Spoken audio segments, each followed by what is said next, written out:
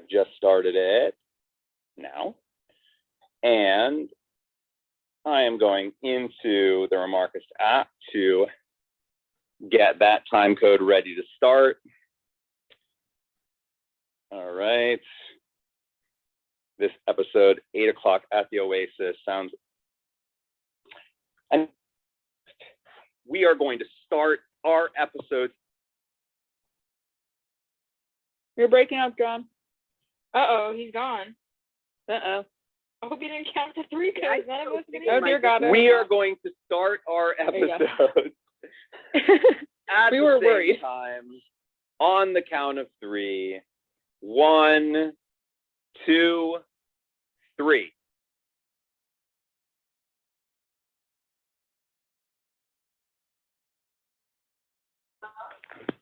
It's fall time. I love their fall decorations. Fall in the house. I wonder what the first part of that joke is. I really want to know.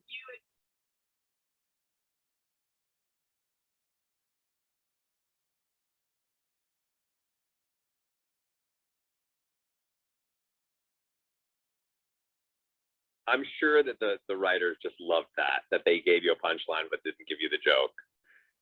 I'm sure. Oh my God, I love this part. I'm sure that was just a blast for them. I love this part so much. I also don't think that they know what the joke is, personally. No. Oh. Yeah, I almost did my gift with a certain part of this scene. God, it feels like my life right now. The joy. Oh, yeah. It is your life. I don't miss those days.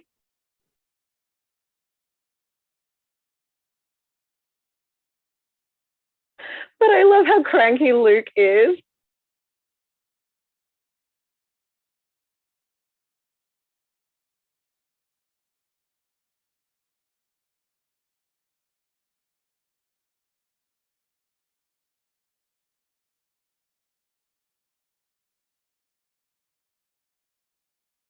Those are definitely firstborn babies. What, more relaxed with your second kid? Oh, yeah. You're more distracted with your second kid because you're watching the first as well. Breastfeeding joke. Yeah, I'm not a fan of that joke. I'm not a fan of that joke. It's just like I don't think that joke flies. I don't think that joke flies today. No. Oh, hell no. Luke would be I canceled. mean, Yeah. I don't know. It is funny, though. The adults are eating, I the know. baby's eating. It's not a really big deal.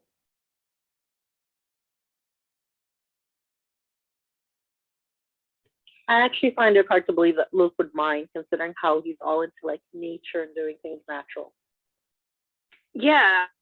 I think someone has pointed out that like at times Luke can be like quote unquote weirdly progressive, like in the way that he talks about like golf courses and how they were a detriment to the environment and stuff. And it's this that he's suddenly a little more conservative over. It's interesting. I just think he doesn't He's want to. just terrible. Ooh, this part's funny.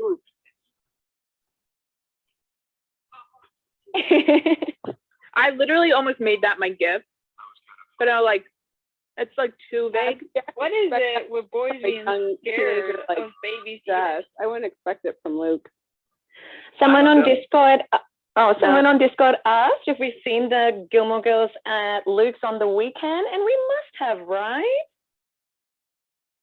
Say what? We've seen the girls at Luke's on the weekend before, right? But they never had the parents group there. Yeah, it was on the breakup episode in season 1 where Rory woke Lorelai up at like 6 a.m. Yeah, that's right. On a Saturday, I think it was. Yeah, you're right, because Rory missed dinner for her anniversary. Friday night. Yeah, just someone on Discord asked, oh, have we seen them there on the weekend? Yeah, I assume they go there every day. I would. Well, I can't cook, so that's why. That's why I need to find a guy who can cook. Did you guys notice? Or you the could learn. guest? Did anyone what? Notice the guest that's Oh, on this this. was written by Justin Tanner. Hey?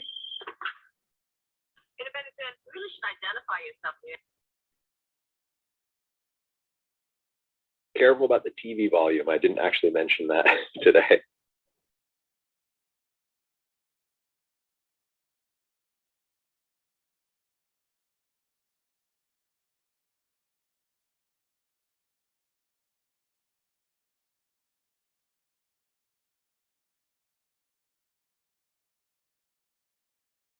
Lorelai and Emily on the phone is a real big thing in this series. I find it the most funny interactions they have.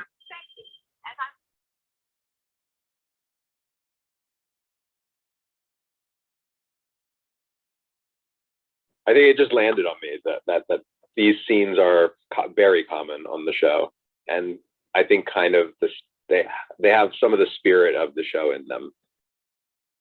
Yeah. I love her sarcasm in this scene, Emily. Yeah, Emily is actually so sarcastic. Must be where Lorelai gets it from. It's also interesting that, like, you know, you get a sense at the beginning of the series that they haven't talked in the longest time, and now just the phone conversations are just a part of both of their lives. Well, It was supposed to be part of the deal, though. It that was they would part have of the original deal. Yeah, it was supposed to be part of the original deal. What was that? What was the part of the original deal? Remind me That the they would specifics. have dinner and have a to weekly have phone call. conversations, Weekly phone call. conversations as well as the weekly dinners. Ah, cool. So that's yeah. So these scenes are as important as the weekly dinner scene. And I think as they've spent more time together, they've just kind of gotten to each other's lives more. Different things that have come up. Michelle is so cute.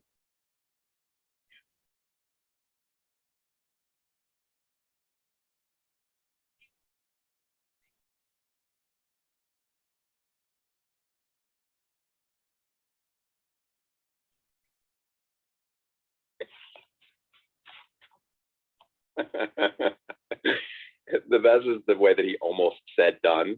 Like, no.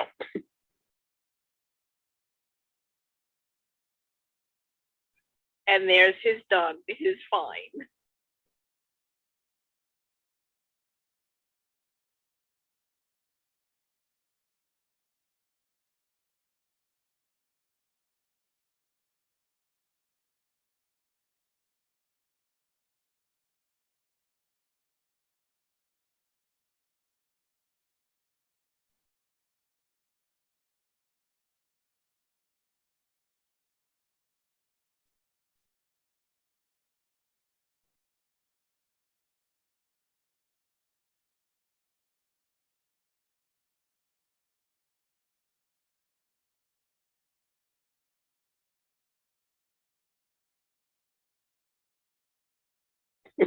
That's a cute scene.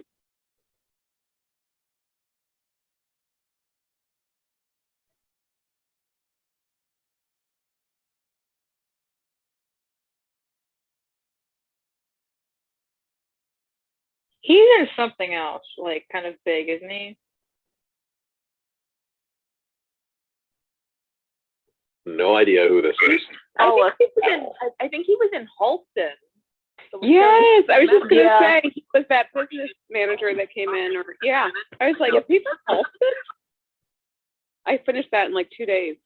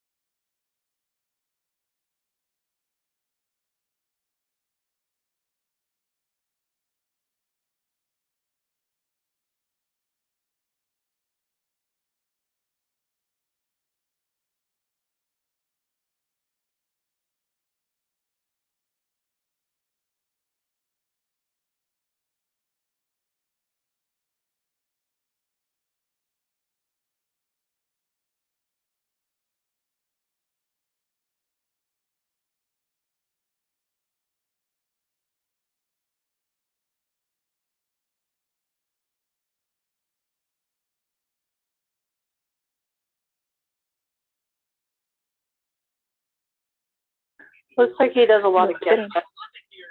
Yeah. Yeah, a lot of stuff. His name is Jason Kravitz. For some reason, that sounds familiar, but the last time that Any relation to Lance? that's what I was thinking. That makes more sense. Okay. You know what's something I didn't even realize, like I didn't realize that Babette's house was there, like kind of to the side of her house.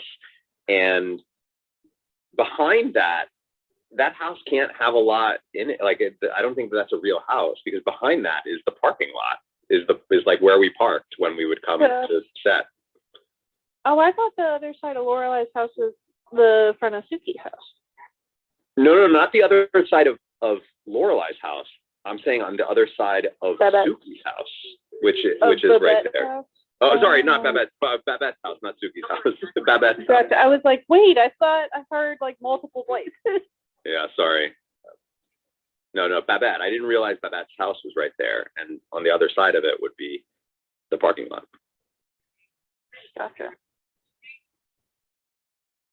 I do like the front of this house. It's really dope.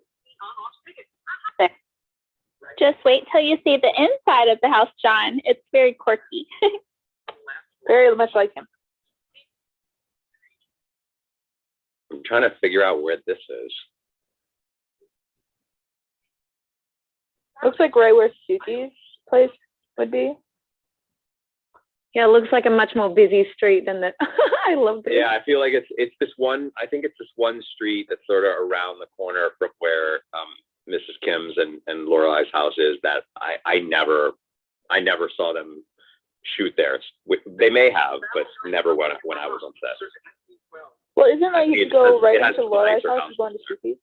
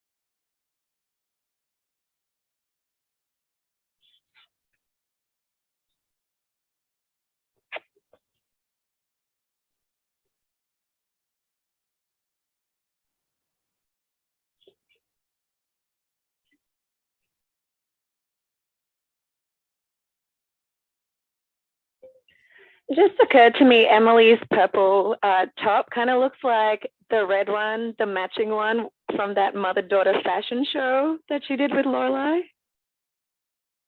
Oh, it does.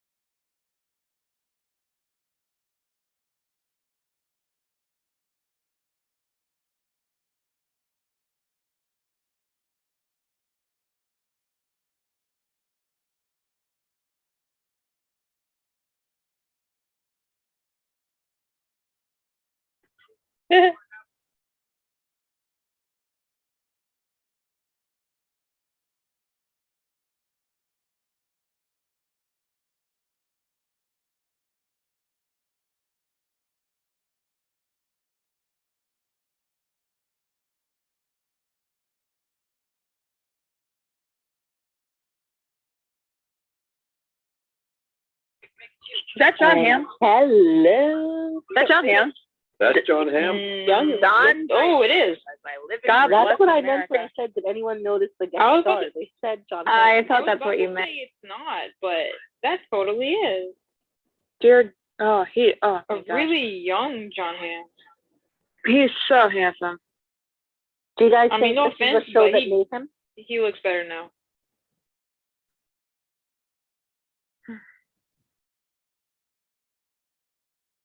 So cute. I mean, He's all right here. He looks better in his more mature age, I would say. I'm sorry. Like, yes, he's old enough to potentially bother me. I don't care.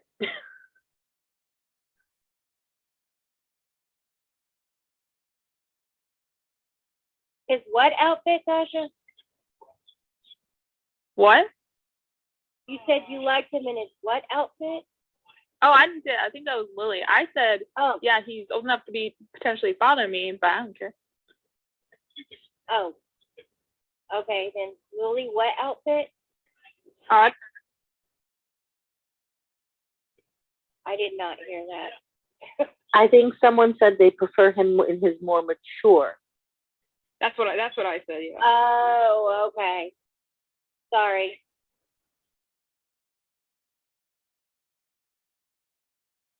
Shamu. Bad then.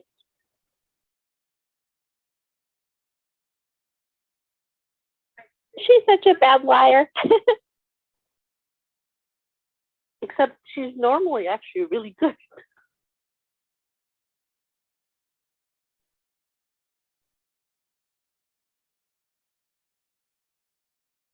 that's not even legal.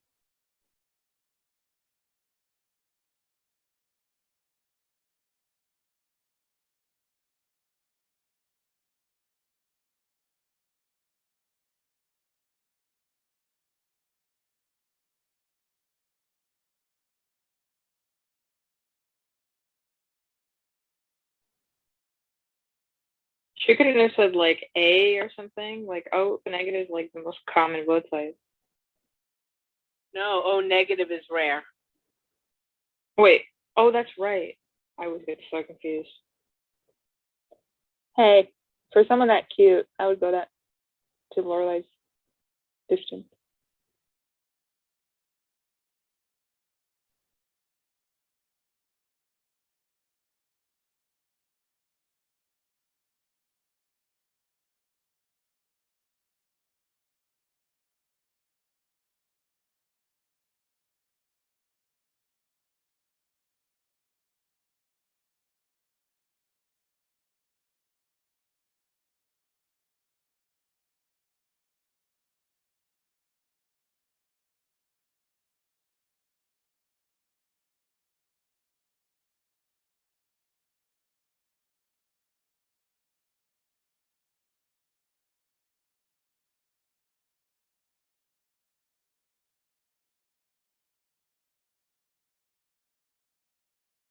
That was great.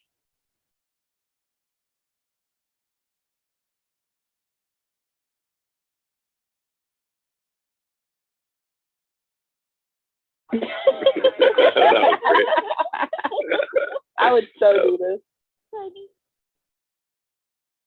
And I hope my future children take after me in that sense.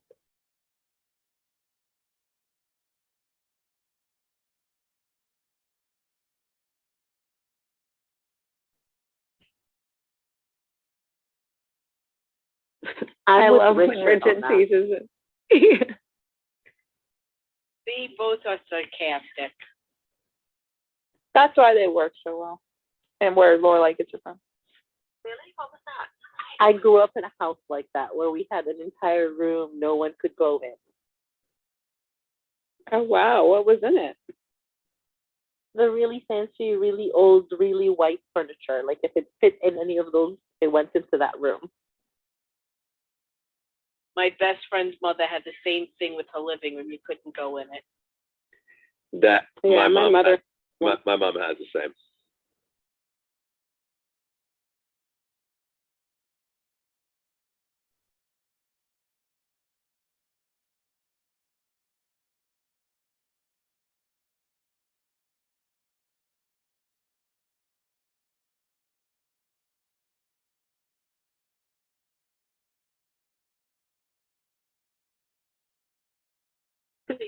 See Richard's book there? Yes.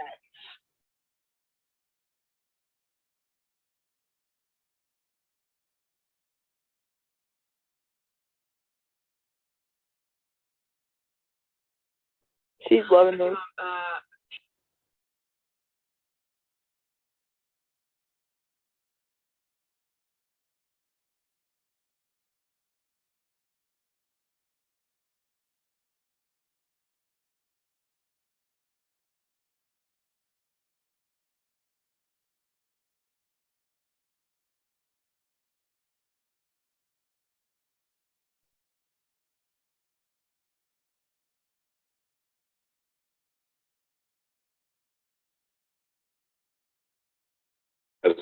I love this so much. She's loving this so much.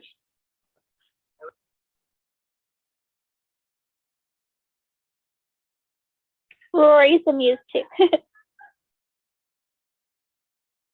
I loved Emily in that scene. I'm sorry, Mary. You don't have to be sorry, John. You're entitled.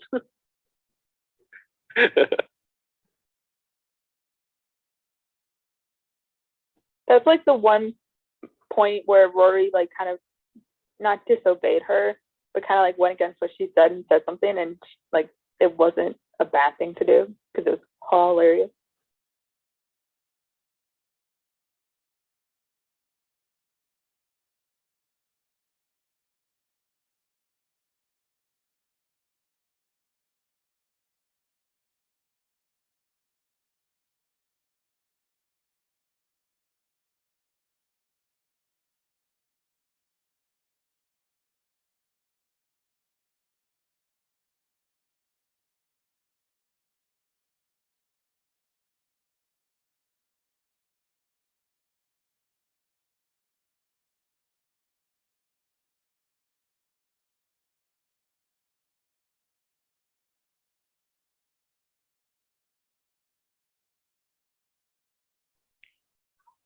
I'm Oh, a I big can't board wait for games this. aficionado.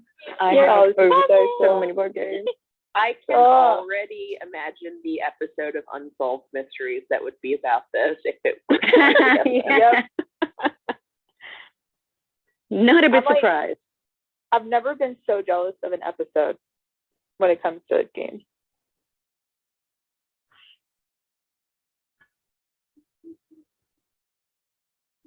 My shelf looks like that. I don't have that many board games, but I have as many as is on one of those shelves. Yeah, that's Yeah, we moving do to too. board We games. love I'd board say games. actually two of I those love shelves. I'd say two of those shelves. I'm moving into I a new wanted apartment next year, and my goal is to like have game nights in my apartment, and I want not that many, but like a good amount. My Firefly themed board games are like one of those shelves. I have an entire like closet in my house that's nothing but games, and we're outgrowing it. That's so exciting because amongst my friends, I'm the only one who is super into board games.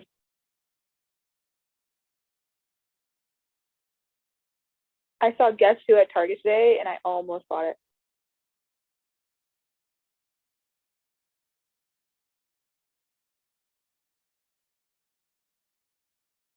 Maybe we should figure out how to do a game night. Well, we already did a trivia night. That's kind of board game-ish. Maybe there's like an actual way to do board Do games. you think that we can? You can do it online. Can we do it on Zoom? It would Yeah, be maybe. so much fun to do a Zoom night. I'm just We should totally do a Zoom night. Yeah.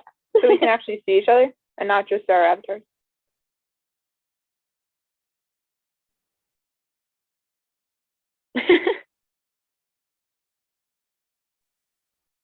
And there's the title. Yeah, I kind of had a feeling that the title would appear in a similar way. Hey, John, can I pose a question that you can answer after? Sure. Is it about the episode? So when it's in the it's this episode, it was literally the scene before this one, where Lorelai was talking to what's his name, Peyton. It's regarding their conversation. It's just a question I have to ask you after. Okay. I feel like I may know the question.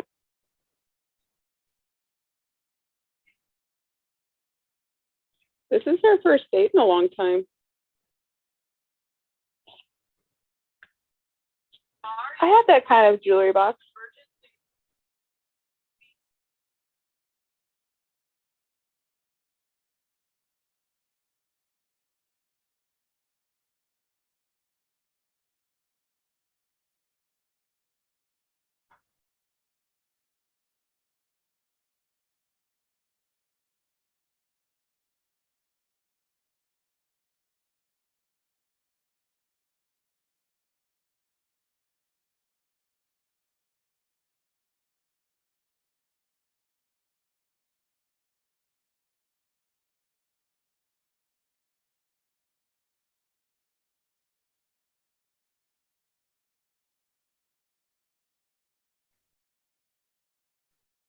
Well, hello there.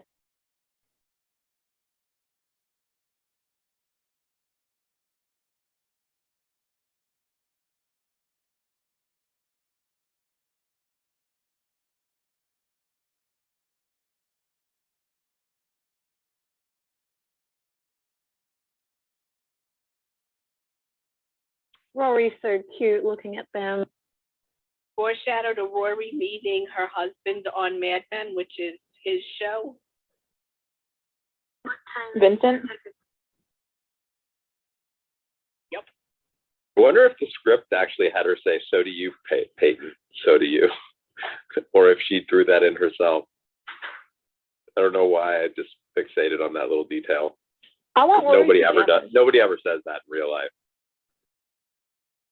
I wish Valerie was on this episode because I want her pajamas.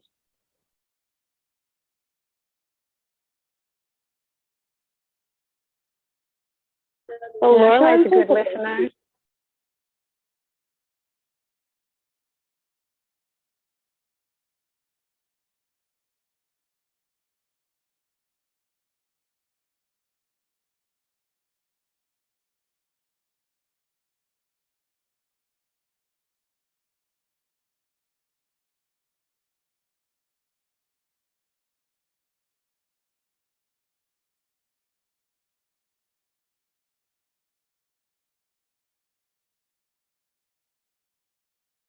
Gosh, what's so awesome is that everything she's describing about him, you can totally see the character that John Hamm was playing before doing all of those things perfectly, even though everything he was doing was so subtle and he wasn't doing any of that stuff, but just what he was doing was that character she's talking about right now.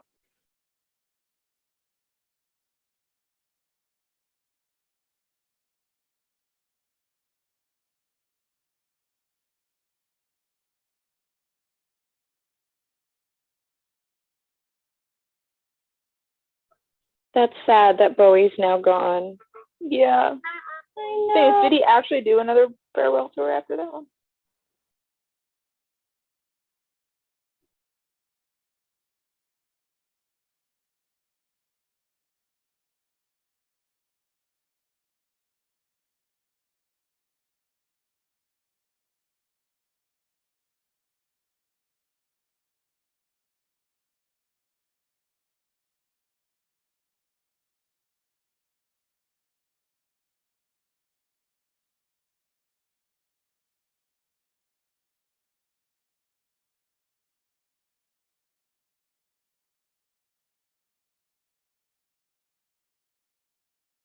That's funny. I gotta say, not one of Emily's best outfits. There's too much brown. I like that outfit. Yeah. I love that outfit. Amazing. I think it looks great. Separately. She's Yeah. rocking the paisley.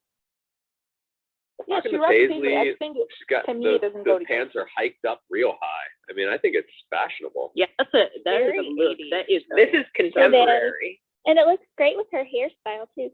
I mean, yeah, really like she like does. rocks anything that she wears. Yeah. I just like not my favorite like combination. I think it's just like too much of just one color. Yeah, I don't like brown, but she definitely pulls it off. Good for her. The high pants are like I love her that. casual look. Yeah, good for her. It's a serve, honestly. No, I agree.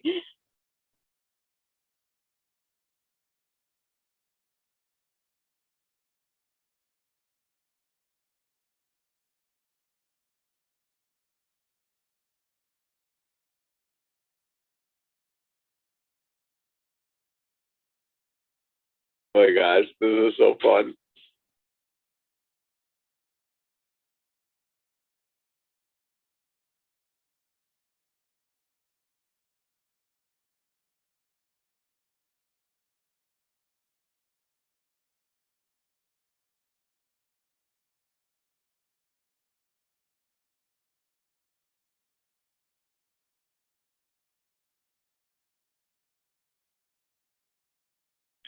I always find it funny how Lolai says that she really hit it off with him at the auction, and then he didn't really hit it off that well.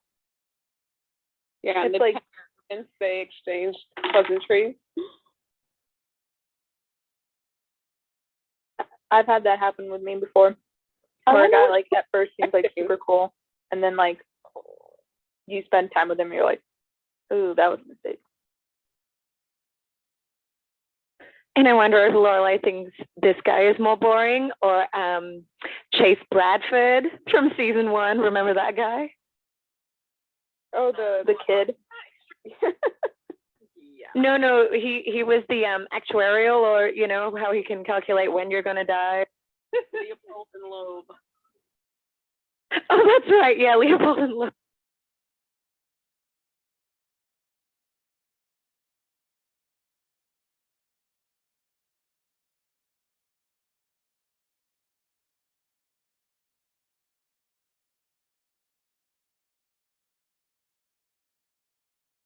Emily was totally right in that scene. No, I'm totally kidding. Mary was like, Mary, your eyes went wide. That one, I was just gonna be like, what? Yeah, you struck a nerve with Mary with that one. Wait, what did you say? I was John? expecting Mary's avatar to just jump off the screen when I said it. Wait, what did you say? If John? only they would let us. What did you say?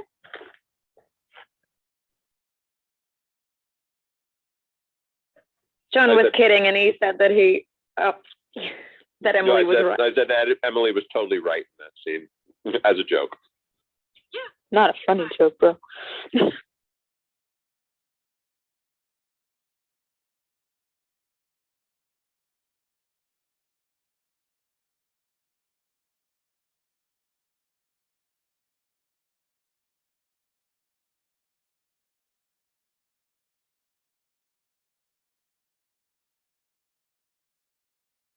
Do we think Kirk Is this installed it? the lawn? Yep, it's it. Oh yes. Hence my gift. What'd you say about Kirk?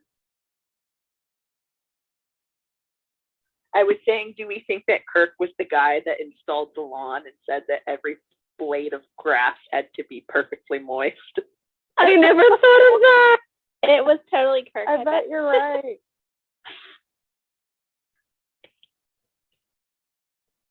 Favorite line.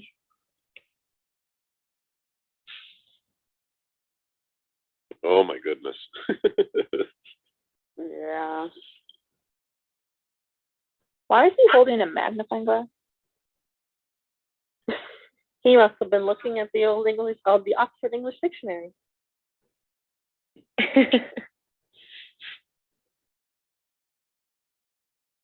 No cell phone.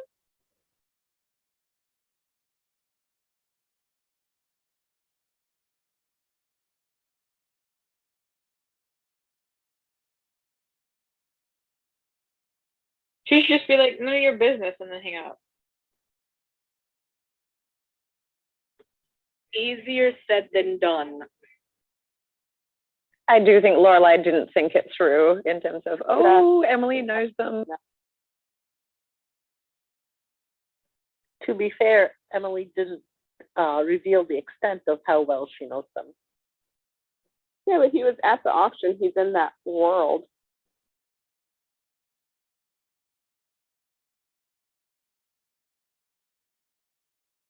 No good. I can't fault Emily, Lorelai, for wanting to go out on a date with that guy. He seemed really cool and hot, and you know. And you can't fool her for not wanting to go on the second date.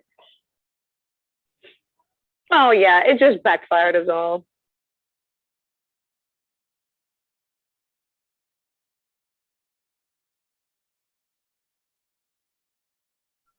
Is this a thing? Because I'm not in society. Is there a prime tea spot?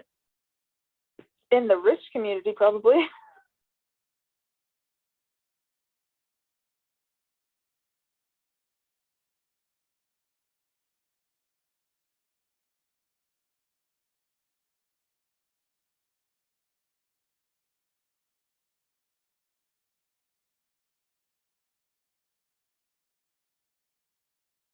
It is insane.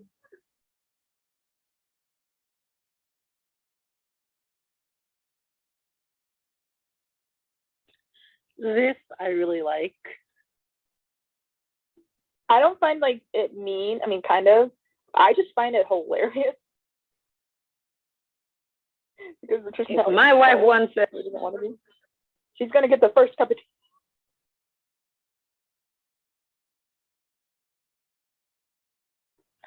I think that's kind of sweet. Here we go. It's sweet too.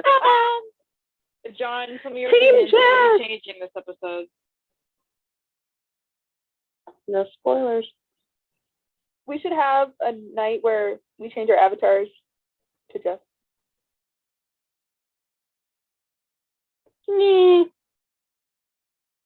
It's a suggestion. When Jess comes and hosts the meeting, sure. I would lose my mind if that happened and probably not be able to talk.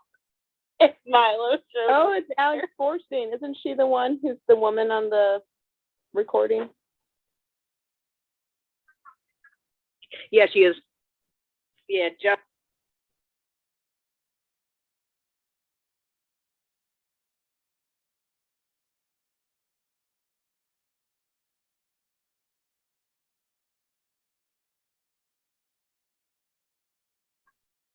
I do love Trivial Pursuit. This I was banned from episode that game. so has the voice of Justin Tanner. I It's love really, the scene. It's really great. Oh, here we go. Ah! Favorite The ever whole point seen. of my gift. Here's the thing. How would she get that wet that quickly? There's a lot of sprinklers coming from a water. Yeah, there's a lot of water there. Very true. She's got like pretty fine hair. It'll soak up real quick.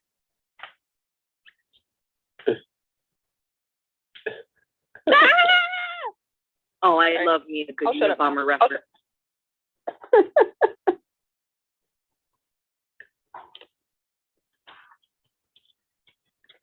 I will say I love this outfit on him.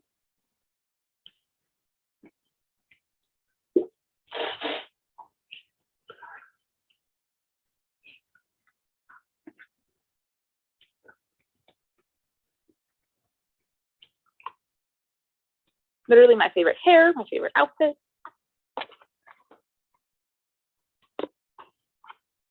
And he cares so much.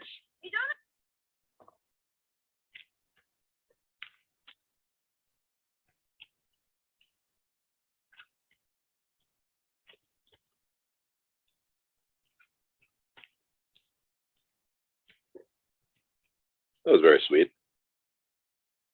Oh, it gets better. Oh.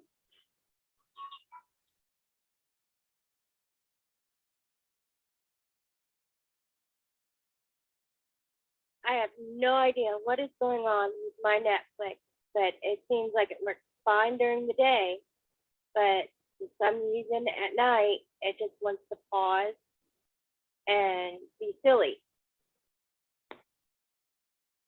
Oh, it seems so damn cute. Oh, I love this. I'm like smiling like an idiot if you couldn't tell. Their So eyes he just turns it shine. back on. Oh my gosh, that was awesome. His beautiful I brown told eyes. Oh my you. god. See, Jess is becoming a more likable character than me, John. See, Come I on. told you.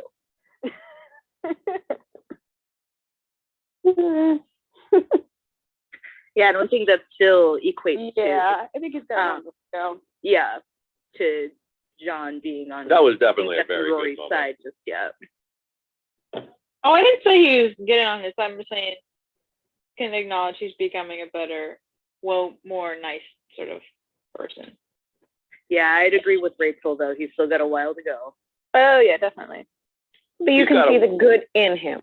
Yeah, he's got a ways to go, but that was a nice moment. Hey Veronica, can I ask you a question? Sure. I won't judge you and I'll still love you. Are you Team Jess? I am Team Jess. Yes! Cool. Is that another one? Tasha is searching long and hard for all of the Team Jess people. There's only like Lily and me, and I think that's, well, now now you, Veronica, but I think that's it. Oh, more on this after the episode. I'm very team Jess. Oh yeah, we'll talk.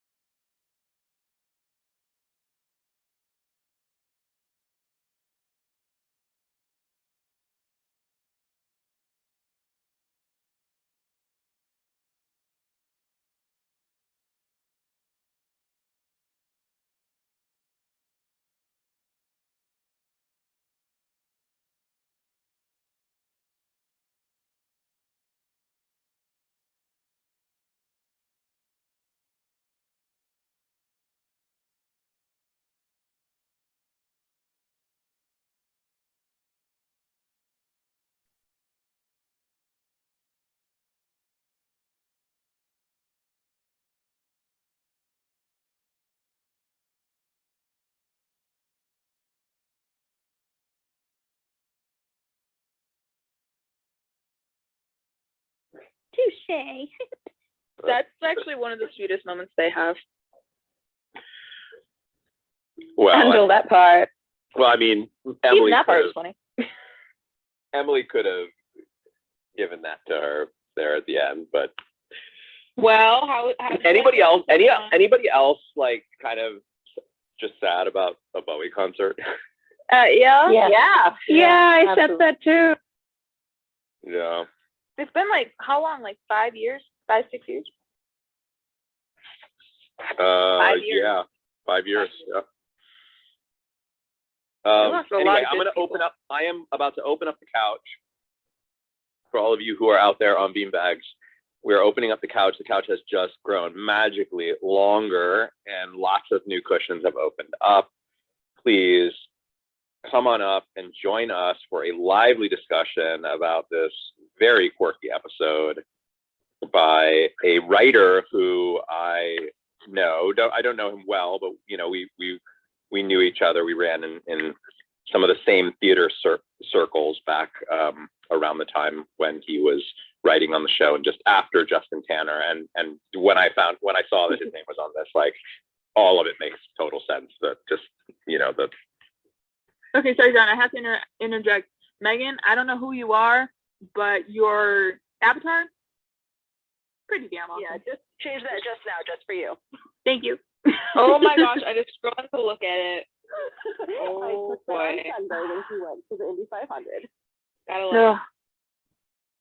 Anyway, I digress. So John and T, my boys want to say thank you, and they want to know when the next Gilmore Girls food event is going to happen, because they enjoyed the wink winkers last night. my colon is not thanking. Did you finish all of it last night?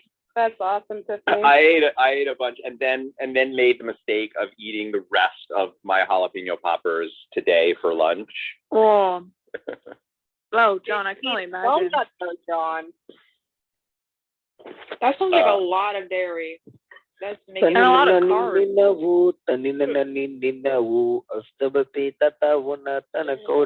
We are gone. There you go. Bye bye. I was like, I knew that was gonna happen.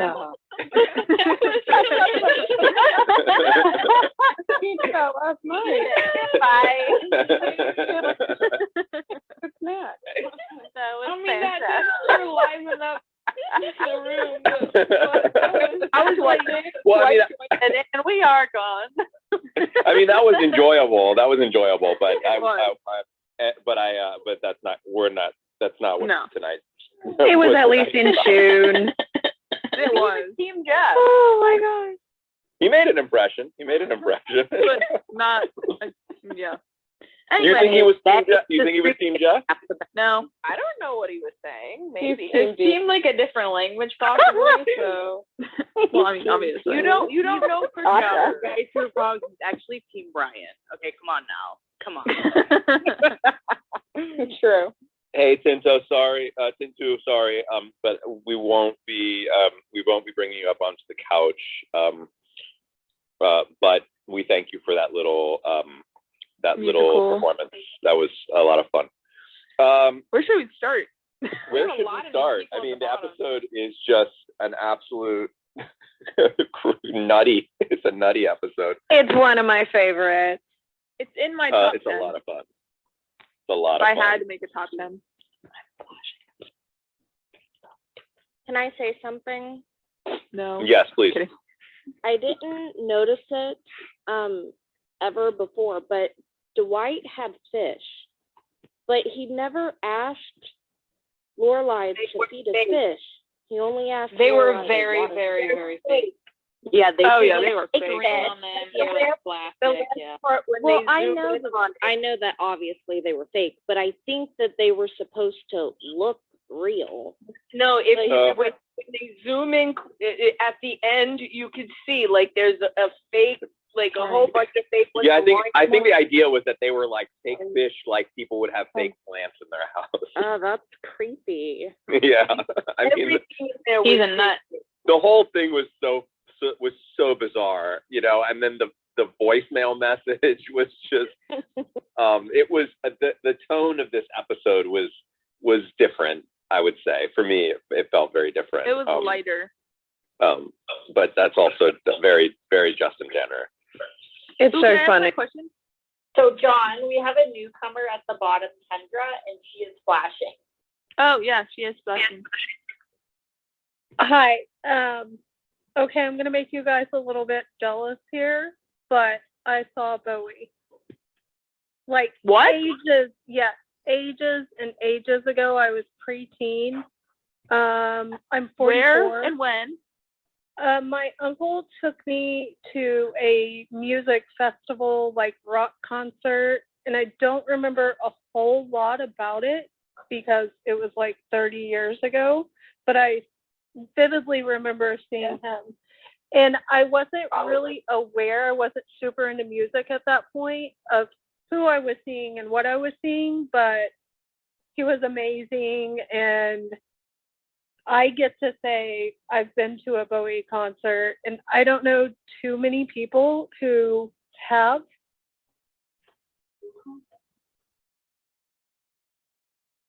I've never been to a Bowie concert. I wish that I could have been to a Bowie concert. I'm definitely jealous. That's but not. But I wasn't saying it.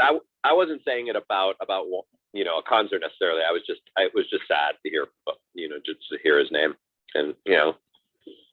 It reminds me of when think that he's not here with us anymore. I was like on the bus to school. It reminds me, like, this is like years ago now, but I was on the bus to school and they like on the radio they were talking about how Chris Cornell had just died, and I was like, you're kidding. That was really heartbreaking for me. We lost so many great people in like a short amount of space, like within like a 3-year period. Like Prince, David Bowie, and I don't know. And then we just Carrie lost Fisher, people we tied Wendy to, is and I'm just flashing. like, ugh. Yeah. Oh yeah, Wendy is flashing. Hi, I don't want to offend anybody, but I Right. have to end up turning off the volume during the show because I mean, I know that there's going to be talking, but I just remember John saying it's supposed to be more like we're on the couch and like watching it together. And honestly, I can't hear a lot as much as I could before. And that doesn't mean I'm hard of hearing, but I just mean that like I don't want to police anybody and I'd call anyone out, but like there's clothing talk and stuff. And it seems like it's harder to hear, like there's more going over the action and the conversation. Maybe it's just me, but I love you guys. I love being here. Thanks for bringing that up, Wendy. Yeah, I mean, we could probably be a little more focused on it. I don't want to create an official rule on that. I'm being pretty resistant to that, just because I feel like what makes this special isn't necessarily that we need to hear the episode. And I also do feel like if things get too boisterous, people can always turn the volume down. To be honest with you, I've turned the volume down So a few have I. times when it was too boisterous. But I do think that Wendy has a point, and I mentioned it beforehand, that we should really try to focus as much as we can on keeping our remarks relatively short, and try if we can to slip them in between dialogue or when there's a little breather, and that we certainly shouldn't have conversations, like long conversations, because we can do them now at the very end. That said, I mean, sometimes it's going to happen, and I certainly don't want anyone to feel like they can't say anything. that they can't speak, because I as I said, I think that what makes this project special is not necessarily the show. It's just us together, being social and having a good time. And I've never seen the show, right? So I am legit trying to watch and absorb as much as possible. Sometimes it can be a little challenging, but I've always made it work, and mostly it's just because ultimately I have that power to just turn you down if I need to. I just turn the volume down. I have it turned down for most of it, and I've seen everything like a million times, but I want to be able to hear all of you talk in a way that kind of stirs up a conversation afterwards, where someone says, oh, I never noticed this, and hey, we'll discuss this later. And I want to be able to get those cues. But yeah, I don't want like rules or anything, but I just don't want to have the volume turned down all the time. Yeah. It's just the only reason why is because it's just with rules, it becomes a slippery slope. Yeah. But it both ways become a slippery slope, right? Like if we start talking too much, then it will really it will eventually just devolve to like, why are we even watching this? Let's just have a conversation. But the opposite, if I think it's a slippery slope if we start to get too focused on, has it gotten, too loud, too boisterous? I just think that ultimately, it's up to us to just focus on it. And we're also, we can't always have these conversations, and there are going to be new people joining the community. Like we have new people joining the community every day, certainly every week. And those people aren't going to totally know the rules. They're going to pick up their cues from us. And there may be people who, do feel like they need to speak a little bit more, want to speak a little bit more. And I just don't want to have to always kind of keep coming back to that conversation. So my hope is that, that my opening speech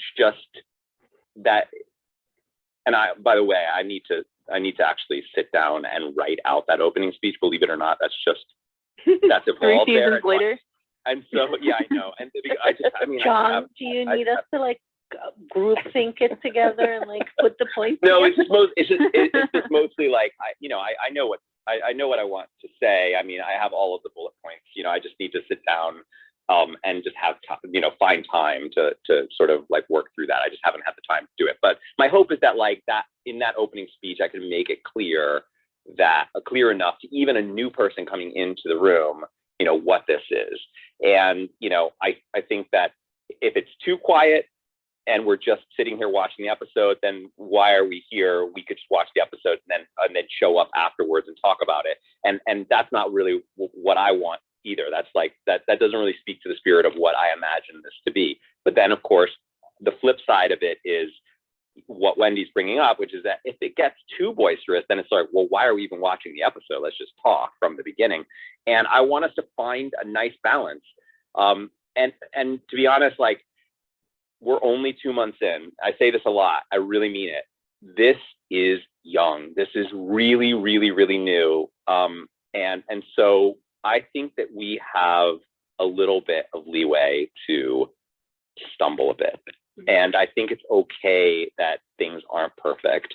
And so that's why I say, let's all try our best to find that really nice sweet spot, that good balance. And in places where we can't, let's try to find ways to keep the experience enjoyable for ourselves and for other people. And that for ourselves could be things like turning down the volume. For others, it could be as simple as us having this conversation right now. I think John has got everybody worked up. I mean, No, not at all. Like I said, I think that this, having a conversation like this is good, but I'm just saying we can't have this conversation all the time, and we're going to have new members coming into this community, and some of them are going to not know, and they're going to make those mistakes. And this project has a flexibility to it. I mean, it's just a bunch of people in a room talking. So it's hard to put rules on that. I'm going to be introducing a bunch of rules in Remarcus, like that aren't necessarily rules, but they're like kind of a game mechanic, and games have rules to a degree, right? So I'm trying to put some of that in place that I think may end up actually potentially helping in that way. But a project like this will always have that kind of fluidity and flexibility, because it is people, where we are just humans. We're just doing what humans do. We're I being think social. Tasha's about to lose her finger, and Tiffany. Okay. I was gonna say John Hamm opened up the Pandora's box. Well, I had my volume down more than up tonight's episode, because every time I turned it back up, it was just constant talking. And Jason hasn't watched the show, so I had to keep turning it down. So I missed most of your reactions and what was being said, because I just couldn't keep the volume up tonight. So. Thank you, though. Thank you for letting me speak about it. Right. Thanks for bringing it up, Wendy. Right. Of course. And like I said, I think that these discussions are important. We do have another newcomer at the bottom, Earnest. Forgive me if that's. But then we should dive into. No, yeah, that's dive into the Thank episode, you. because then we should dive into the episode, because we started late and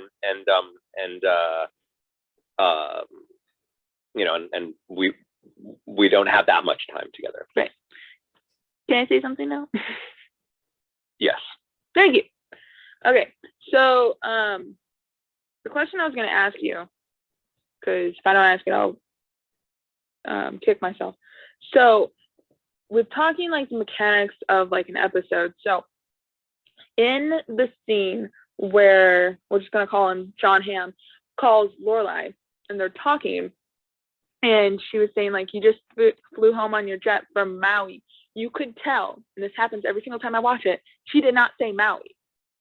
So I know sometimes you can dub yourself where like it may not have come out right during filming, so they dub it in post and things like that. So was that one of those cases? Because you look at her face and watch her mouth move. She did not say Maui. She said something else. Or Maui didn't come out. I don't know. right. I can't say for sure, because I can't say with 100% certainty, and I'd have to watch it again because I missed that. But that is something that happens. Certainly happens in. That's certainly something that happens. I wouldn't say all the time, but it can happen. Maybe they had a different. Maybe they had something else in there, and they just didn't like the name of what she did. It's also very possible that she did say Maui, but they just synced up another version of her saying Maui that just didn't seem quite as natural. That's very possible. I also wanted to make a comment about Jess one, where I have this book. I think like this is, and I can't say what my other favorite moments of Jess is, because we haven't gotten there yet. But this is definitely one of my favorites, because like he's not like being kind of like the rebel self, his rebel self. He's not being rude. There's like not one lick of that entire little scene that he's in, because he's literally, that's his main scene of the episode. And I figured that like, I thought that like it was so sweet of him to just, without thinking, just running over and like helping her, obviously because he like likes her and everything. And then when Dean answers Rory's page and says that he's going to come over to help, that he without question, turns the sprinkler back on because like he doesn't want like any yelling to happen or anything like that, and just like wants to like make things right or something. I don't know. It was like a little thing to show that like he actually cares about her and doesn't want to upset her or have like a fight or anything like that. And it just like goes to show like how much he really does like starting to really care about her and things like that. And I will say this once, and I don't want any crap for it. His eyes were beautiful, and I loved his outfit, which is what I said before. That's all. Amanda, you've been flashing. Yeah, well, I was gonna say that I feel like I'm in the minority with Tasha. I did not like Emily's outfit, so I will say that first. Thank you. But I like the moment between Jess and Rory. But before I continue with that, I have to bring up yesterday's episode where he was yelling at Luke for basically being a lackey for Lorelai. And then he's like, I'm not sitting around pining or waiting. But then he like rushed to Rory's aid the moment she needed help. And like, I feel like he should have said what he did to Luke because Luke needed to hear it, because he and Lorelai are both in denial about their affection for each other. But I feel like it was a little bit hypocritical because he would do the same thing for Rory that Luke does for Lorelai. Oh yeah, I think that was designed that way. I think that moment was written specifically for us to remember what he said to Luke about, running, like literally he runs over and helps her with something. So it's certainly, I think it's certainly a throwback to that moment, which I thought was actually really, really cool, especially because I already felt like that moment was sort of a glimpse into the more vulnerable side of Jess, which I really like. And then to see that Jess isn't quite as honest. And I saw that what you wrote today, Amanda, about that, which I think makes a heck of a lot of sense. Tiffany, you were flashing your mic, I saw. Yeah, this might be a question that you maybe want to answer at the end. You had mentioned about how like it had a certain tone of the writer, and I've always wondered, and I don't know like where you weren't in the writing room if you might know this answer, but how do they keep it like consistent? Because there's been a couple episodes where you're like, this kind of doesn't fit in this, it kind of seems weird, but how do they like keep it consistent with the show and like with the personalities when they have so many different like people writing different episodes? That's a really good question. Yeah, that's a really great question.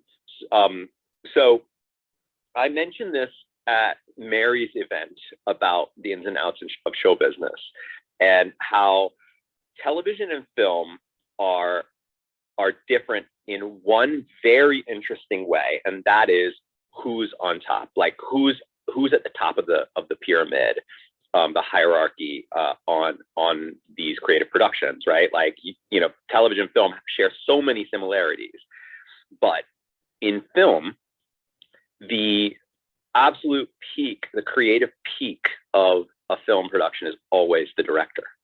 That's just like, that's just the way it is. So much so that, a writer will write a script and they're lucky if they're going to even be invited to the set, if they're going to be, a part of that production past them turning the script in. Directors will rewrite their script, to fit their directorial vision. And it's just very, very, very different, because on television, it is the opposite.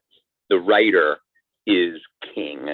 The writer is in charge. The writer decides whether or not they like a director's voice, etc. And when we say writer, we're of course talking about the writer's room collectively, but we're mostly talking about the showrunner. We're talking about that person at the top.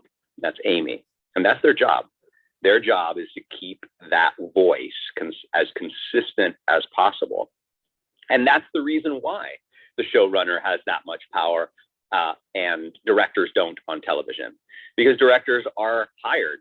They're working all over town, directing television shows or directing a film, right? But the studio and the network knows that they need somebody who's not bouncing around to various different jobs, somebody who's going to be there for potentially 7 years to make sure that over those 7 years, this show doesn't go off the rails. And there are plenty of examples of shows that had to replace a showrunner and the whole show just completely transformed. Sometimes for the better, sometimes for the worse. And so that's the job of the showrunner. That's Amy's job, is to make sure that things are the same. And for anyone who feels like season 7 was tonally very different, the answer to that is different showrunner, different person in charge that is, whose job it is to make sure that the tone. For those of you who think that season 7 was not that different, well, consider the fact that the showrunner who took over Amy's position had been a writer in the writer's room and was already, very versed in what the show was, and was chosen by the studio because they thought that person would do the best job of making sure that the show didn't go completely off of the rails. So I don't know, does that answer your question? Oh, yeah, it does. Thank you so much. Yeah, and I guess I guess your question also was about like the differences between episodes. I mean, no matter it doesn't matter how hard a showrunner might try to keep things consistent. Writers, every writer is different, has a different creative voice, and they're going to bring that creative voice to it. And sometimes a really great showrunner knows that, they want that their voices to they want the show to not just be like 100% one thing. They want it to kind of go in different directions and to have slightly different tones here and there, in the same way that they want their cast to also, and this is a really good example of a show where the cast is just completely diverse. So they want that. So I'm sure that Amy knew that certain episodes had a slightly different spirit that spoke, that sort of sounded like the writer that she had hired or that she had brought on for that. And I'm sure that she wanted that. She probably saw read the works of that writer. In the case of Justin Tanner, he is a playwright. He's a Los Angeles playwright. I'm sure she's seen many of his or at least some of his plays before she had hired him. His plays are really bawdy and they're really big and they're hilarious, and the characters are really colorful, and I'm sure she saw that and thought I want to have that voice in our room this season, and because also writers get rotated out of the show as well, or sometimes they leave or whatnot, and she might have been like, I really want that voice this season, and then maybe when they were talking about the show and about the season and what episodes were going to be coming, and they're talking about like an episode with this guy who has this like tiki and themed house and room, which it just feels very Justin Tanner to me. I can imagine a play of his being set in a house like that, to be honest. They were probably like, Justin, this is perfect for him. There's somebody flashing at the bottom. I'm not sure how to pronounce your name, and I don't want to butcher it. No, you're good, Erin. It's Erin. Thank you, guys. This is great. So this is like my second time on, and I was like, I'm never getting on the couch. I'm never gonna say anything. But I don't know where I picked this up or who I heard this from. But Dwight's wife on the phone was actually Alex Borstein. So I thought you guys would enjoy knowing that. Oh, that is awesome. Alex, yes. I can so hear that. That's what I was thinking. It was like that sounds like her, but it also sounds like the mother of Howard on Big Bang Theory. But hers is even more scratchy. May she rest in peace. But I love they found a way to still include her in the later seasons. Yeah, clearly they're good friends. Also, something really funny, my best friend and I are both avid Gilmore Girl fans. And this is we found out after we hadn't talked for 10 years.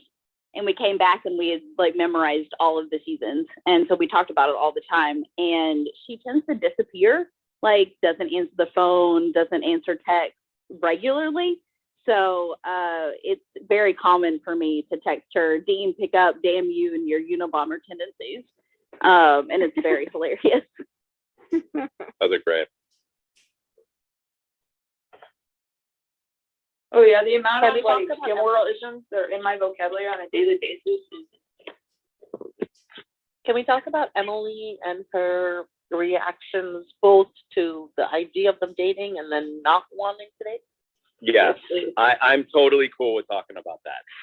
I'm eager to share my thoughts on that, but I'd like to hear everyone else's first. Although I can kind of guess what the general consensus is on this. What do you think mine is? I'm just kidding.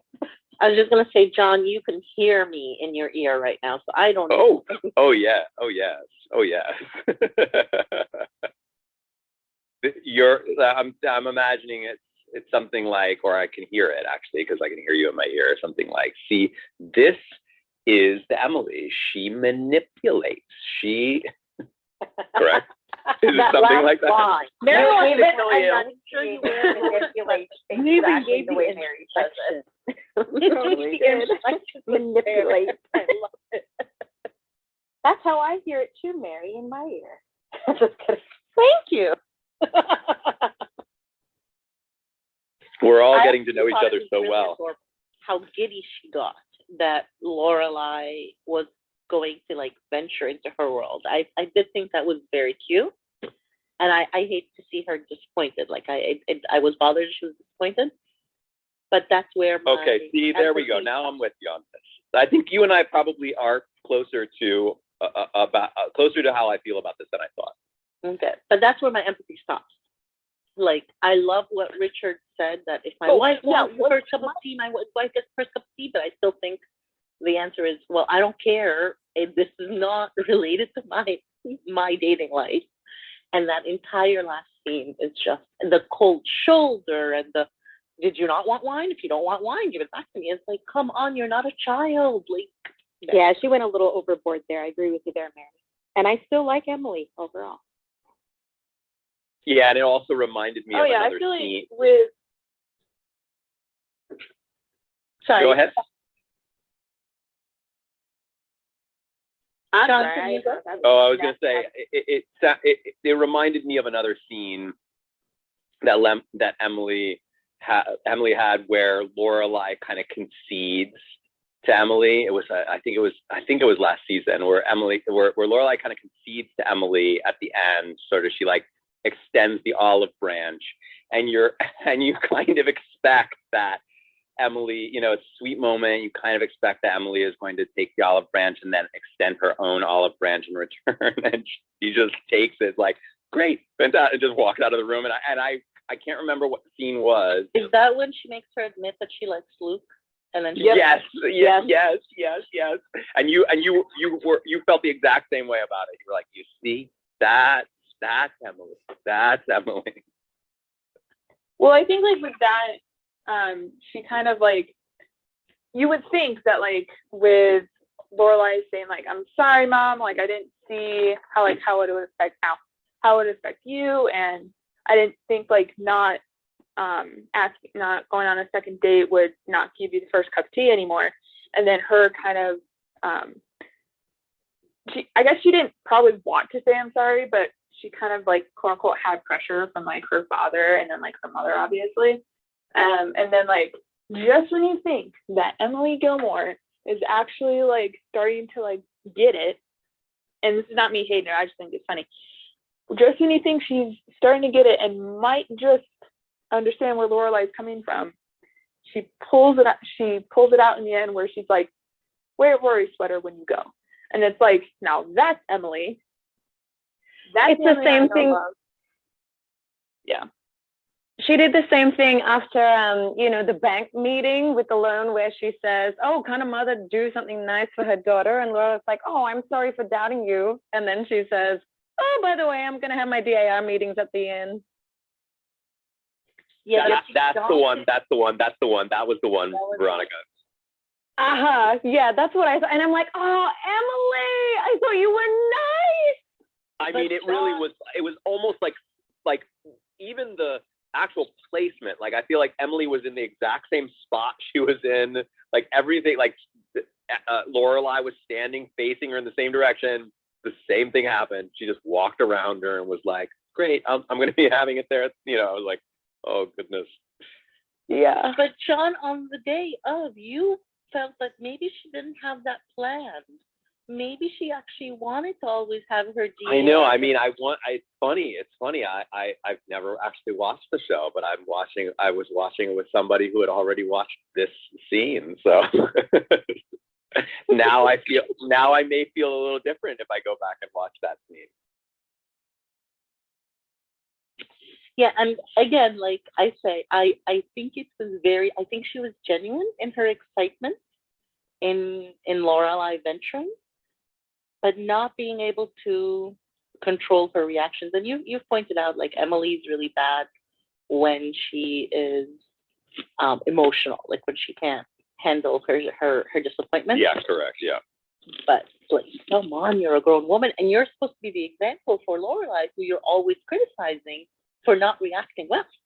But you know what? If because we've seen a few of these, and if they all end with like both of them extending the olive branch, because that's sort of the shtick, right? Is that like Lorelai extends the olive branch, kind of concedes, and then Emily, like, you think she's going to, and then she just sort of takes it. And that's, I think that's fun and narratively sort of necessary if we want a moment like when Lorelai sat down and talked to her about the veil and why she didn't tell her about the veil, and Emily truly did extend the olive branch there, talking about the tiara and all of that, right? If we want that to emotionally land on us, which is a considerably more important moment than whether or not she dates this guy Peyton, then we have to see little moments like this. We have to see Emily kind of at her worst, so that when we can see her at her best, she just melts our heart. Tasha's flashing.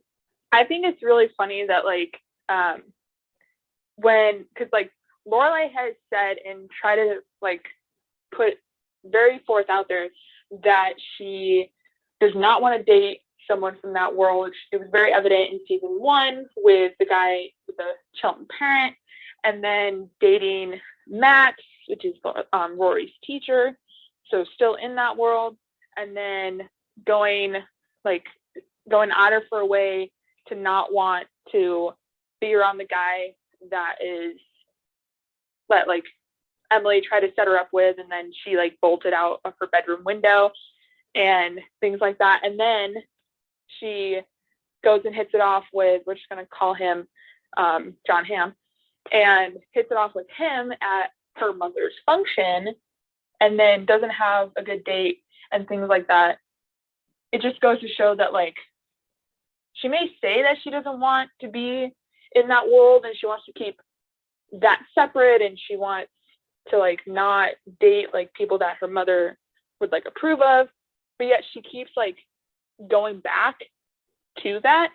So I feel like she doesn't want to admit that she does like the men of that world, obviously not to the point of that other guy, but she does like people of her mother's world and things like that. So I think like she kicks herself. She's like, dang it, my mother's right. Am I the only one? I didn't really feel that way. I just felt like he was just incredibly handsome. Oh, he was just incredibly handsome, and just Lorelai really wanted to go out on a date. She hadn't been on a date in a while, and and just kind of got excited about the idea of a really hot guy that she, I don't know. I didn't see much more than that. Diana, what do you think? What are your thoughts?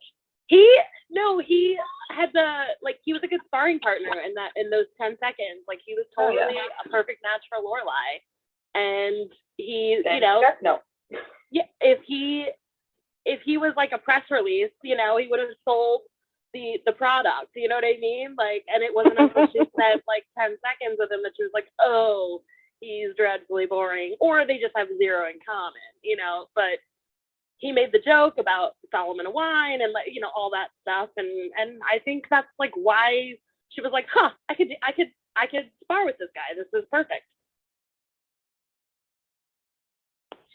I don't know, because when I think of a sparring partner, I think of somebody like a Christopher. Did you feel like he had Christopher's charm there in that first scene? Not exactly, but I think, you know, Lorelai is never gonna spend a whole lot of time, especially to date them or even just be interested, if the guy can't like just get into it with her in the moment. Like, you know, he wasn't crazy charming or anything like that, but he had a comeback, and so I feel like he respects the comeback. Yeah. Got it. Yeah, I think it was the combination comeback and the good luck, and it's been a while for Lorelai, so I think that she was just, like you said, John, excited to have a date or maybe the prospect of some romance. And it was a good banter.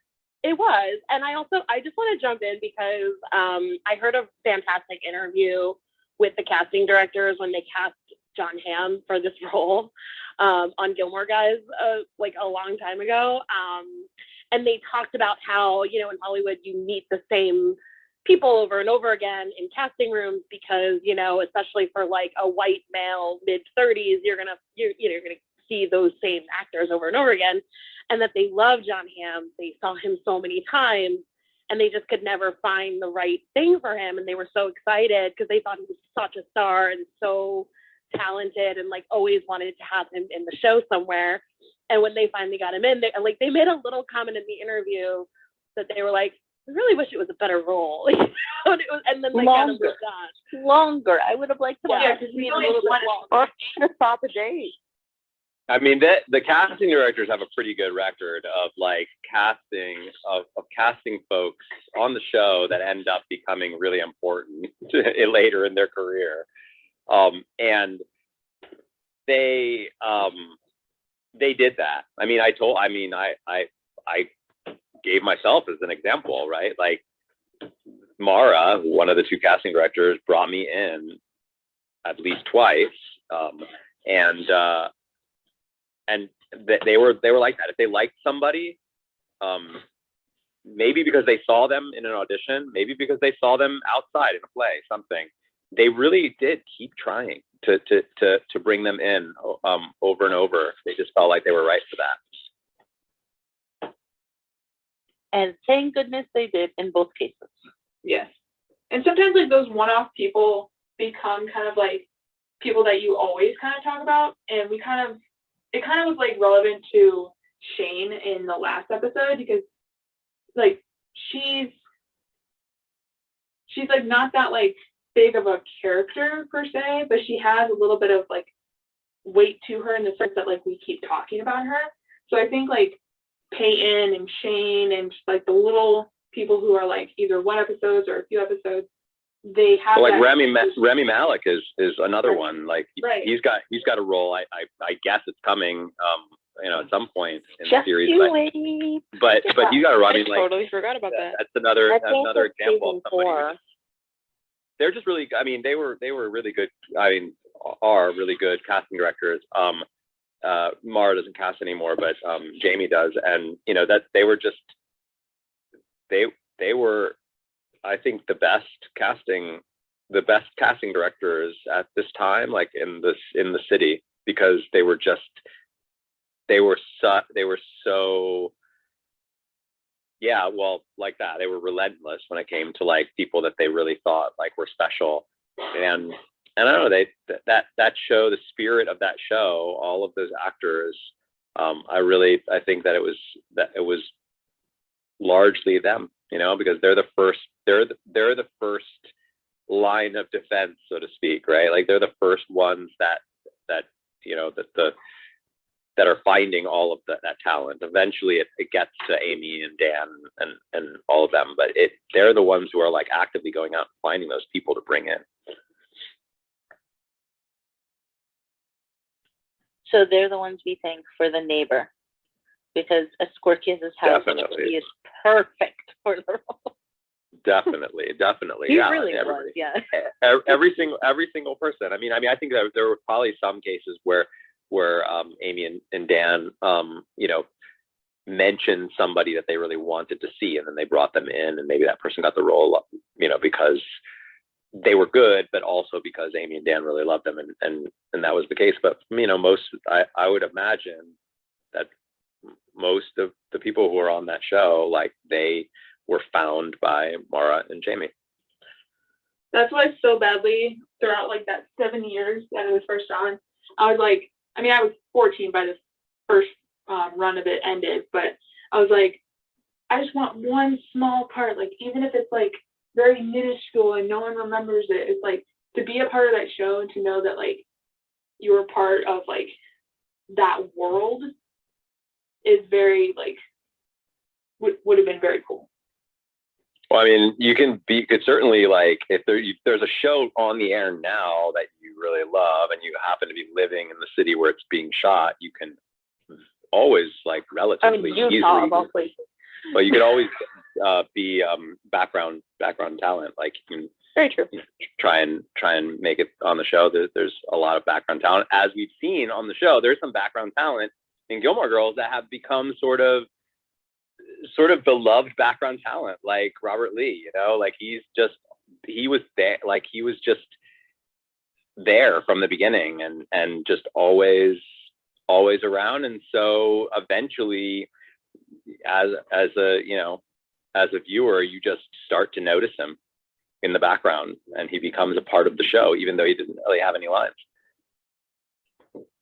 My husband does extra work here and there, and he's been on film sets, and it's really cool to watch movies he's been on, because I mean, like, we went to the theater for one of the premieres, and you can clearly see him all over the background of this movie. But he's worked with like William H. Macy, and he's only had one speaking line, but it's really cool.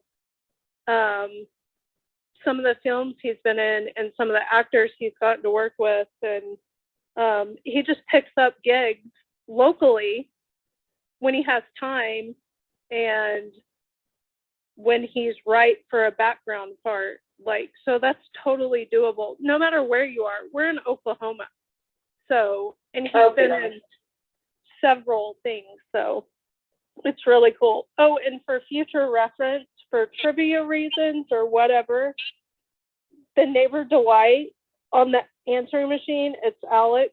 Her name's Doris. She actually had a name.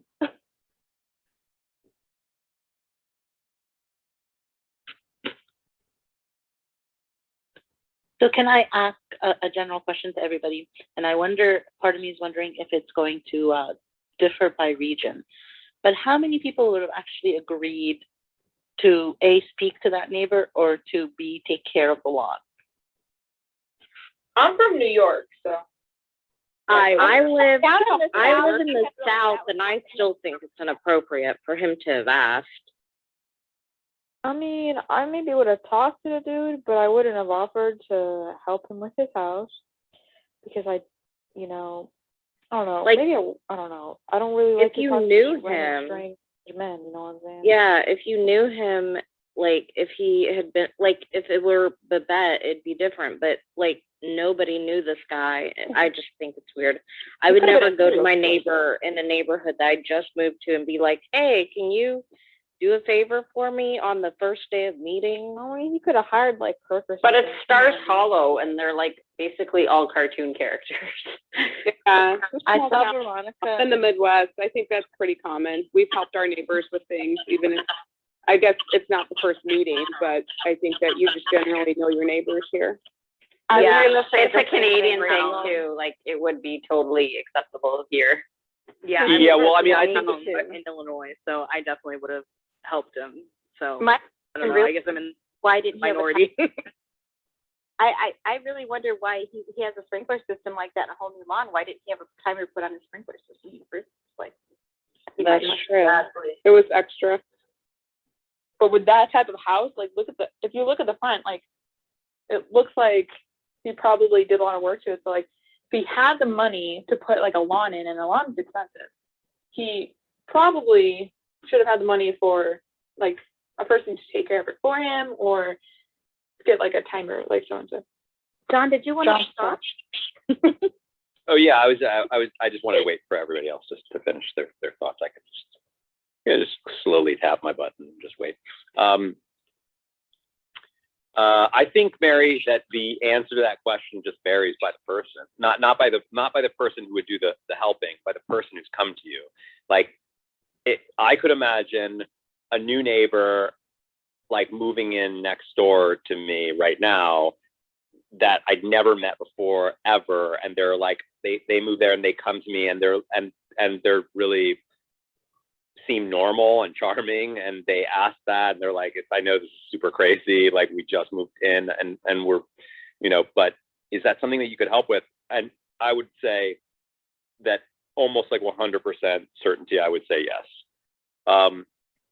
And then I could imagine a guy like this guy, like Dwight, coming over. I'm asking if like Dwight came to you. Yeah, if Dwight came over, I would make an excuse. I would just make an excuse as to why I wasn't going to do it. So it's like, I just think probably most people would be like, I mean, I think he was designed to be so weird and annoying that that it's hard to imagine wanting to help them. And I don't know, person, that's sort of my sense, but maybe I'm wrong. Rachel, do you think that your family would really help, or that you individually would say yes to somebody like Dwight coming over to your house? Like if that kind of guy had moved in? I mean, he's a little kooky, I guess, but if he lived alone and he was new to the town and he didn't know anybody, I wouldn't go in his house, but my husband would for sure, would go over there, and he wasn't going to be there. Yeah, we would help him because he's new and he needs somebody, and everybody needs somebody at some point. Sabrina's flashing. Yeah. I actually have a neighbor in my apartment building who I kind of thought, if anyone is a serial killer, it's probably this guy. But then he turned out to be really nice. He just comes from a very different background, presumably a little bit like quite a bit more religious than my background. And I mean, I can't make assumptions, but he told me more about himself, and I'm like, oh, this kind of makes more sense. I won't get into all of that, but there is always kind of like something I realized with this episode is that I always thought that Dwight had a weird vibe. Like I kept joking about unsolved mysteries. Like this is the kind of guy that would like kill you. And I always for years I said that's like my stranger danger, like the alarm bells going off in my head. And for years that was the perspective that I had. And then tonight, for the first time, I was listening to Alex Borstein's tirade voicemail. And I realized like, oh my God, maybe he's a nice guy and he's just escaping this abusive marriage. Like I know it's supposed to be like played as funny, but it just like completely dawned on me for the first time, like maybe he really is a nice guy and he's just been under all of this pressure because of his abusive spouse. That is a really dark way to look at it, but it was a little bit different from how I had been, kind of reading it for many years. So he stole the board games out of spite to make her crazy. Yeah. But how did he get all the way over there? Veronica was flashing. I was just going to say, it's interesting because we often say those things and don't really mean it. Like Lorelai saying, oh, let me know if you want help with anything. And, she didn't expect him to actually take her up on that right then and there. That's so true. It's kind of like asking people how they are, but you don't always want to hear how they are. Oh yeah. In Egyptian culture, there's something called the boat invitation, because the people who live on the Nile, they'll wave at you from their boat and be like, come over and have tea. So it's an invitation that you both know they don't really mean, because there's no physical way you could follow up on it. And in my head, that's how I assume all invitations are now as I've grown up. So it's very hard to tell when people are sincere, and I always just assume that this is just something they're doing to be polite. But in the opposite, because that's how I assume everybody's invitations are, I'm not someone who invites unless I mean it. And so if someone were to come up to, that's why I asked the question, because I'm like, if someone was to come up to me, if I actually wasn't interested in welcoming them, I won't welcome them. Like, I would just be like, hi, and walk away and avoid eye contact. So I'm like, am I the odd one? And it sounds like I am. I'm with you on that one. That's what I would do too. I wouldn't. That's exactly what I would do. I would probably. I mean, I don't know if that makes me a bad person, but like I just wouldn't want to get sucked into weirdness. If I could sense that there's some weirdness coming, I would just avoid it. I didn't think he was that weird. I guess Those my are weird weird. haters often. Yeah, Rachel, I'm with you. Yeah. Well, like for me, I don't drive. I like go to the grocery store and like bring like a good number of reusable bags, also because I hate plastic bags. And like I walk home with like my groceries 95% of the time, and like I'll have people, not that orange like Buffalo, but and I can say that because I'm from there. But I also know that like I'm such a paranoid freak, and I've seen too much Dateline and too much true crime to know that every horror story sometimes start with, do you need a ride? So like whenever like someone like drives by, whether it's a man, woman, so I'm not sexist here, I say no, because it's like, no matter if I'm like holding like 5 bags and struggling, I say no, because it's like, I've seen enough, and my spidey sense kicks in. It's like, they're nice, but no, thank you. I don't think that Dwight came across as weird like the moment that he said hello. Like, I think that it was just like all of a sudden he just unloaded, and in a really weird way that probably would have had my like spider sense going off, that like I got to get out of here. I think But I think he was just him super excited. Like, he's excited to be in Stars Hollow. He's excited to have his own house. Like, clearly he has an eccentric taste in decor. And so I think he's like so excited that he has his little tiki room and all of his board games, and he's just excited about a new start. Maybe Yeah, that's the way I took it. I would be if I wanted to get away from that woman.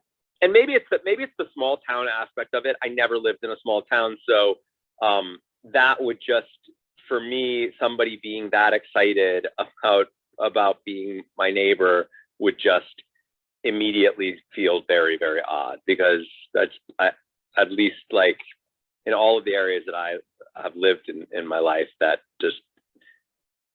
wouldn't be normal. Somebody wouldn't seem that excited. But I could imagine, I guess, in a small town like that, like, you know, being a part of something sort of that you feel is very, very exclusive and special, and maybe imagining that everybody else there is like really excited to get to know new people, then maybe, yeah. I'd probably be like, oh, I'm not so good with garden stuff. Maybe ask that neighbor, and then run in my house. I'd be like, oh, Yeah, that would welcome. Go out. Like Taylor. You're creepy. Sorry. Amanda's flashing. For me, I think part of what made it creepy was that as soon as Lorelai's going to her mailbox, it's nighttime, he comes out of nowhere, like he was watching for somebody to get home. It was weird. I just thought it was weird. It was weird timing. It was nighttime. That's actually that's a good point. The time of day is very specific here. I never thought of that. Then asking her to go now instead of like at 6 in the morning when it's light out. Maybe she worked all day. True. Maybe she worked all day and they've been gone all day. Yeah, but he had already met Babette, because he had talked about meeting Babette. Why didn't he ask Babette? Or maybe Babette said no and then recommended to try Lorelai, and so he waited for Lorelai to come home. That could be, but Babette doesn't seem like somebody who would say no either. Oh, I'm now kind of tickled by the idea. I'm tickled by the idea that Babette was like, oh, this is a weirdo. I'm not going here. Her high-pitched voice saying, Maury! You had the voice perfect, John. But Alicia Lorelai after that. Alicia? Hey, Alicia here. Am I doing this right? Yes, you're doing it perfectly. Great. Sorry. But by the time I figured out how to get on the couch, the topic had changed. But Nikki encouraged me to still share it, so I apologize. We talked about this like a half hour ago. But just the scene where Lorelai is dubbed over when she says, your trip back from Maui, she originally said Bali. It looks like Bali. Yeah, thank you. You answered my question. My useless Gilmore Girls trivia it's not useless here, which is amazing. But, you answered my question, so thank you. You're welcome. Well, I didn't see it, but I probably would have gotten that if I just didn't catch it. But that's cool. Yeah. I have to watch it. So why did they change it? Thanks for coming up, Alicia. Oh no, thank you. Yeah, why did they change it, Alicia? Why did they change it? I guess there was a car bombing 10 days prior to the episode airing. So I don't know how they got it so quickly and changed it, but yeah, it was a sensitive time to say Bali. That is so interesting, because I also, as I was answering the question, as I was answering you, Tasha, I was thinking to myself, yeah, no, of course that happens. But then in my back of my head, I was thinking, why would they change the name? What could possibly be? But yeah, I mean, think about it. This was right after, this was only a couple of years after September 11th, right? The networks were so incredibly scrambling. Anything that was bombing related. So if there was anything whatsoever that had anything to do with bombs or bombing or anything, it was immediately nixed by the clearance department. So Warner Brothers, which is a very conservative studio, their clearance department almost definitely told them, you can't use that. We cannot use Bali. Sorry. It's too sensitive right now. After Tasha said it, I actually went back to rewatch that scene, and I'm like, oh, I think she says Bali. That must be what it is. That's amazing. I love that. You see, just that kind of stuff. I didn't even know that, that's just, I love it. It's great. I'm so glad that you came up and shared that. That was fabulous. Yes, thank you. Now I'm gonna have to now I'm gonna see that every single time I watch it now.